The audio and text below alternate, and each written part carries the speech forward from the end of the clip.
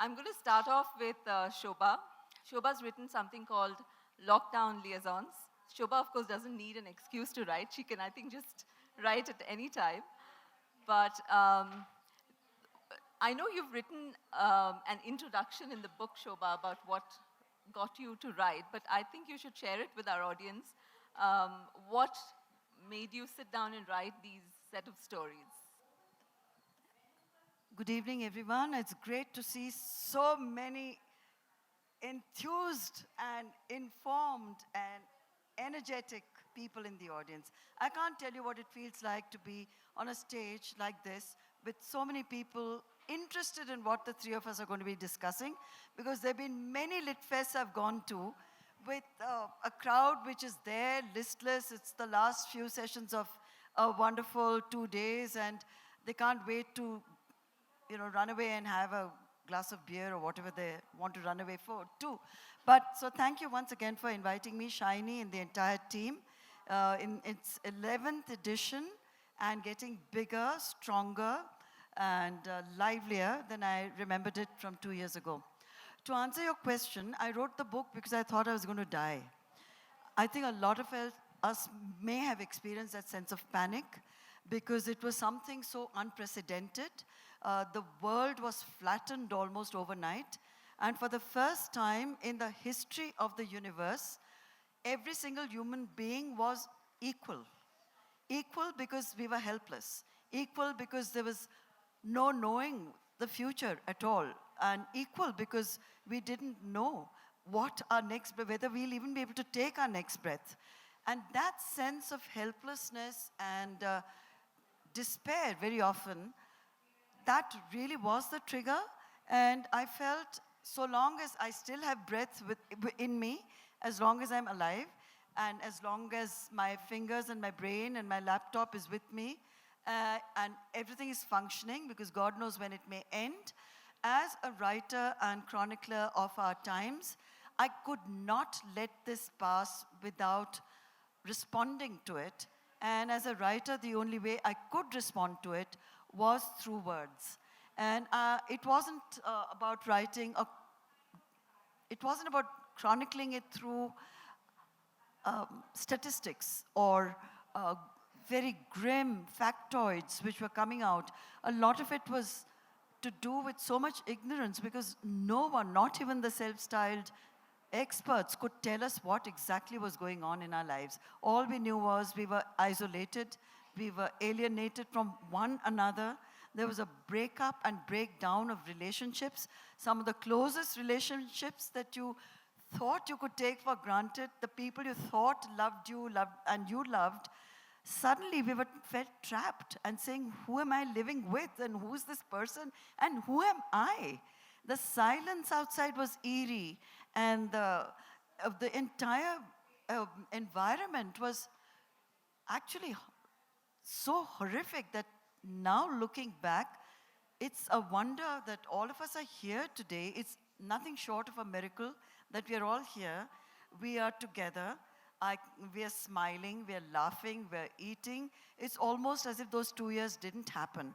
And for a lot of us, I think we are in some sort of denial. I know I am. I don't want to think about it. I don't want to keep revisiting it. It may come up in my dreams and nightmares because I have no control over those. It's there in my subconscious, but consciously I have dealt with it, and I dealt with it by writing stories. And putting those experiences down, I wanted to write Lockdown Liaisons as it was, the pandemic was still on, not looking back, not with any sense of perspective. I wanted it to be that felt and that organic. So the stories came sometimes one a day, and there were 26 stories in all. And along with the stories, I also did a daily a video which was more personal. The stories were fiction. But through that fiction, I was trying very hard in my own way to deal with my own demons, but not in my own voice. I would occupy the skins of other people and try and see, try and feel that sense of strong sense of empathy this is my life. I'm not going to go on and on and on about how I'm feeling. How is that person trapped in, for example, one of the stories had to do with the migrant workers. And that people asked me, how can you know what a migrant worker feels, what the migrant worker could have been going through? And I said, we are all human beings. We were all in this together. You cannot have categories and class distinctions that I can feel this and the migrant worker can feel that, but we can't sense each other's pain. I mean, what nonsense. And there were these people, 10,000 more. I've lost, I'm not good with numbers. But from Mumbai, it was just shocking that there was no responsibility taken by the state to make sure that these people even had basic medical help along the way. So it was a tragedy, a human tragedy, which was unprecedented. And these stories, I've tried my best to reflect and to empathize and to feel from the perspectives of very different kinds of individuals doing different things in life. Yeah, thank you. For Gayatri, also started writing very early in the pandemic. I know we were talking the Authors Lounge. Now that you're reading those stories, you feel lots of water has flowed under the bridge, and that seems a little unreal, right? So what got you writing? So I'm a producer. I work with scripts for a living. I work with television scripts, OTT scripts, film scripts. So telling stories is something I do for a living, pretty much. It felt strange, I think, and I agree with what Shobhaa ji is saying. You know, for me, it felt odd to suddenly be locked in. And I started writing really early into the pandemic. And it was way before all the helplessness and the horror of the second lockdown actually came in. And so my stories, the ones that are in this book, and you're right, when I look back, I see a very innocent person sitting in her drawing room talking about the dolphins that were swimming around in Venice. And I look back and I think that I was writing dystopian stories about the horrors that could unfold was this disease to take over our world. I did not expect that a lot of it would come true. And when I look back and I read these stories now, and I have read them very recently, it's eerie, and I've told a lot of my readers that it's eerie. It feels eerie to me that so much of the stuff that I was extrapolating sitting in that drawing room, having a rum and coke and thinking, okay, let me just write some stories that I'm going to send to my friends, and that's how my book sort of came out. I was not expecting it to turn into a book at all. These were just like short stories that I wrote on my phone that I was sending out to friends and family, and some actors took on to them, and then it just sort of went viral in a small circle in Bombay, and then it reached Speaking Tiger, and they took it on. We did an ebook. The ebook did really well. And so yeah, that's how the book came out. But I think what is very, very interesting for me is I think all of us, the two of us were writing. I did hear about your book at that time. And I think that this is just the tip of the iceberg. I think the stories and the tales that we've chronicled and the time at which we chronicled them, it's very difficult for anybody today to go back and write with that voice. I think that is the very, very important key for us all to take back. These stories will remain in the history of COVID tales forever because they were told at a time where we were all innocent of what this disease could do to us as a humanity. I don't think any of us can write about COVID like that again. I don't think we can write these stories again. This is once in a lifetime. True. And I like what Shobhaa said, it goes beyond numbers. I worked in a newspaper during COVID, all the 2 years, and all we did was did a head count of how many people had died. We had a running number block which said how many patients, how many have been discharged, how many died, and all of that. It was quite depressing. But these stories are stories of people like us, which probably, 200 years from now will be looked upon, or even 50 years from now will be looked upon by a sociologist or a historian about how humanity survived. And Shobhaa I know you've been accused of writing salacious stuff and you've been given many labels, but I think at the heart of it, you're a writer or a chronicler or observer of relationships. Excuse me? Wikipedia. I know you don't read Wikipedia, but... Neither should you, actually. Yeah, neither should I. And certainly not bring it up on a public platform, but carry on. Right. So Were you conscious of the fact, Shobhaa, that you were creating like a chronicle of a very challenging time, which could have, I know your books are being used to teach in colleges as syllabi, but were you conscious of this, that you are writing a very sociological document? No, not Probably. at all. I don't think that was my intention when I started to write the books. It was to share something which was deep and profound. At that stage, no one could even know the depth of the tragedy that was awaiting mankind, humankind across. It was just something so baffling. And the biggest victim, I would say, was since the topic was love in lockdown, during the time of lockdown, the number of relationships that actually broke up, completely shattered.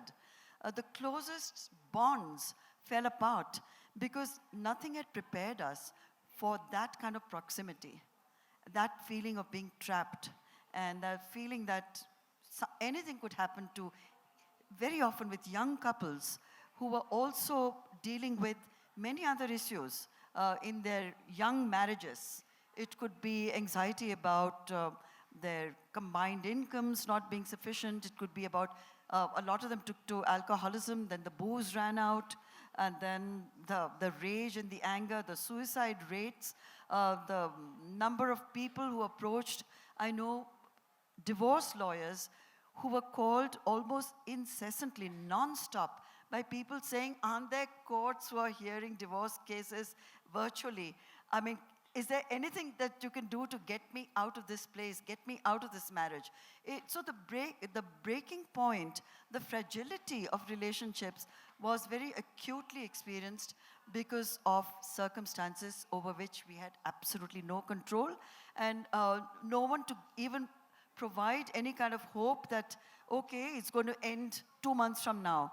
At that point, we didn't know whether it would end during our lifetime, a year from now, 3 years from now, 5 years later, and how were we going to manage our emotions? I think emotions took the biggest hit because we questioned ourselves, we questioned those we love, we questioned the choices we had made. There was an enormous amount of introspection. We had all the time in the world. We had much more time than we've ever had in our young lives to spend with ourselves. And a lot of people were not comfortable spending time with themselves. And that led to a tremendous amount of stress-related, there was a huge, sharp increase in clinical depression, for example. Yeah. And a lot of people have not yet emerged from it because none of us have come to terms and no one is unscathed. I haven't met a single person who has said to me, I have survived the pandemic, sure I have, nothing has changed within me. It's simply not possible, or they're not being truthful. We all changed. Some of us maybe for the better, because we saw our lives for what they were and decided that we could do something about it. And some of us succumbed because we didn't have the wherewithal to deal with the emotional storms that had been unleashed during that period of being completely trapped. And even the physical space around us seemed to shrink and shrink and shrink till you started actually physically feeling suffocated. Yeah, suffocated. Gayatri, when it came to your stories, were they fiction? Were they based on real incidents that you saw happening around you? Where did you draw your inspiration from? Yeah. Sorry, before I answer that, I would just like to add to something that Shobhaa ji just said. And I think, yes, again, love in lockdown, I think that is something that is very, very, what was very interesting, I wanted to just add something to that was, who did you choose to be in that house with you, Who were your choices? What were your choices? I think what the pandemic did, at least when these stories were written, before the tragedy, and I totally agree with her that we didn't know the tragedy that would unfold, right? So I think what these stories tell you is, did you look around yourself? Who is your husband? Who are your children? Have you seen them? Have you spent 20 hours with them at a stretch ever? Or are you always picking up your bag, heading for a holiday, heading to work, dropping the kid to school. What happens when everything shuts shop? What are your choices? What would you do with all the LV bags that you've got in there? What do you do with that cupboard full of clothes when you have nowhere to go? You have nowhere to take these clothes. Who do you turn to?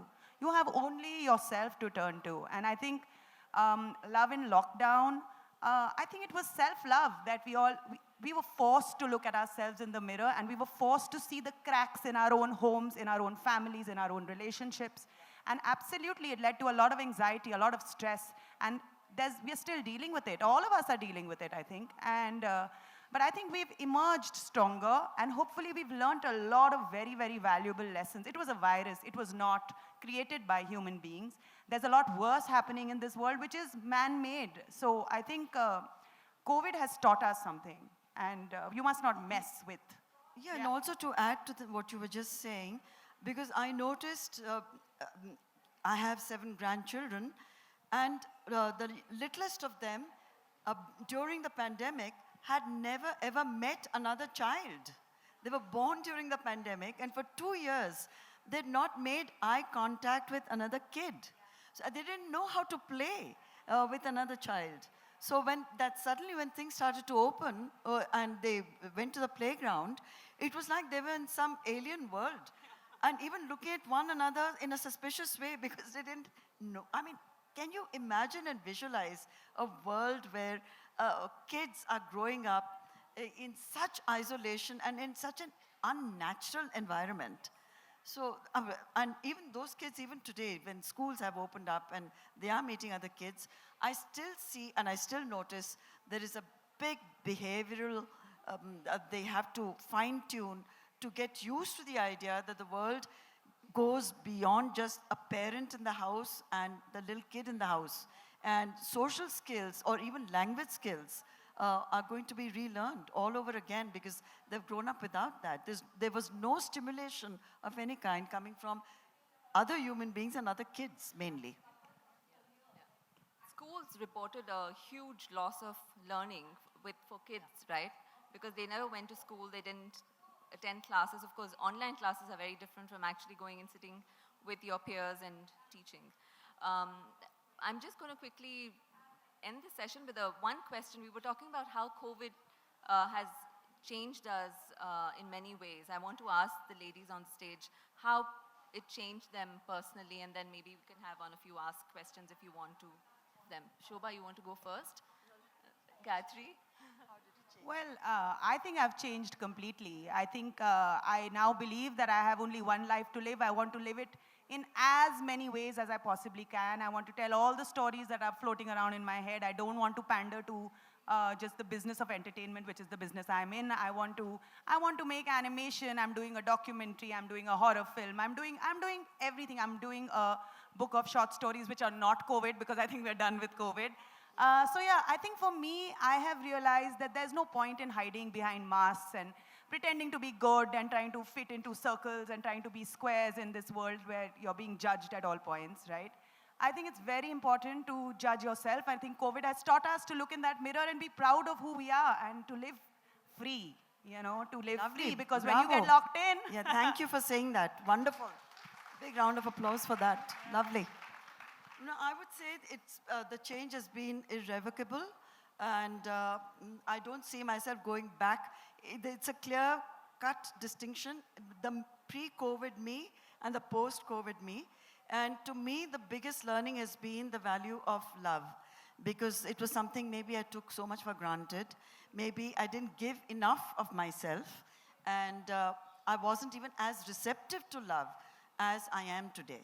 So to me, it's been a gift of love, and it's invaluable, and it's something that I will, consider extremely precious and be very mindful about.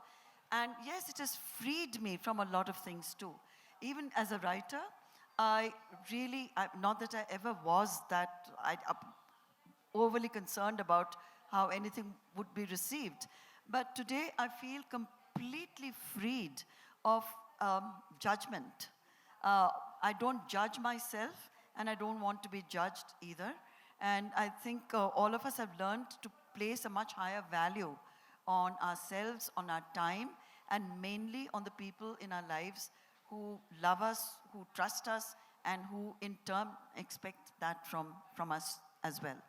A sense of responsibility which in the past was perhaps not as acutely defined, has definitely something that has been my COVID takeaway.